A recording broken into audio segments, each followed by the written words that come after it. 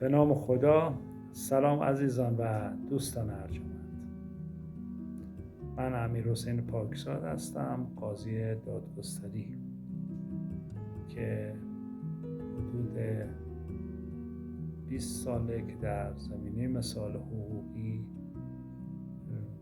فعالیت دارم و رسیدگی میکنم در مباحث مختلف حقوقی، دعاوی خانواده و دعاوی مختلف و عدیده حقوقی.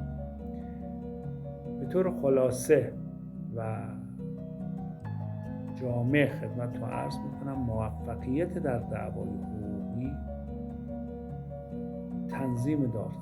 تنظیم کامل دادخواست مبتنی بر دلایل هست. یعنی شما اگر بخواید توفیق در دعوا حاصل کنید و پیروز شوید در یک دعوا، بایستید یک دادخواست روشن، خواسته روشن، منجز، مسلم و مبتنی بر دلایل به دادگاه تقدیم کنید و به همه مسائل و ابعاد این دادخواست توجه کنید که با نقص و ایراد مواجه نباشید. خب، با ذکر این مقدمه میپردازم به چگونگی طرح دعوای الزام به تنظیم سند رسمی. با توجه به دادخواست هایی که دیدم و مطرح شده، عرض میکنم که در دعوای الزام به تنظیم سند رسمی، وقتی که خواهان دارای سند رسمی است و قصد خوانده دارای سند رسمی است و خواهان ملکی رو به صورت عادی ابتیاع کرده و خریداری کرده موجب یک مباینامه عادی، وقتی بخواد طرح دعوا کنه بایستی در دعواش مشخصات کامل ملک رو از پلاک فرعی و اصلی رو ذکر کنه، به صورتی که هیچ ابهامی در شناسایی ملک در صورت استعلام دادگاه وجود نداشته باشه.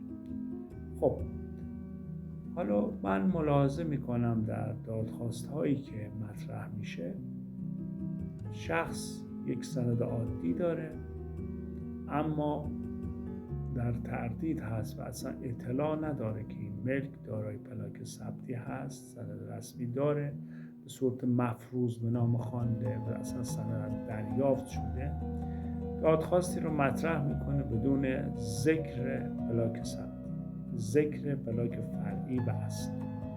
خب، میدانیم که چنین دادخواستی قابلیت استماع نداره و اصلا قابل اجرا هم نیست، در صورت پذیرش هم قابل اجرا نیست.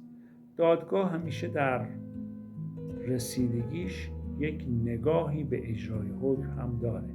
دادگاه در رسیدگی همیشه یک نگاهی به اجرای حکم هم داره که آیا حکمی که صادر میشه قابلیت اجرا داره یا نداره. فرض کنید اگر که حکمی صادر بشه و خوانده‌ای محکوم بشه به الزام به تنظیم سند رسمی مال منقول مثل خودرو یا مال غیر منقول و اون به نام اون شخص نباشه، چنین حکمی قابلیت اجرایی نداره. بنابراین چنین دعوایی قابلیت استماع نداره. پس سعی کنیم در چنین دعوایی به صورت کامل تمام ابعاد رو بررسی کنیم و بعد دادخواست رو مبتنی بر دلایل تنظیم کنیم. روز و روزگار بر شما خوش.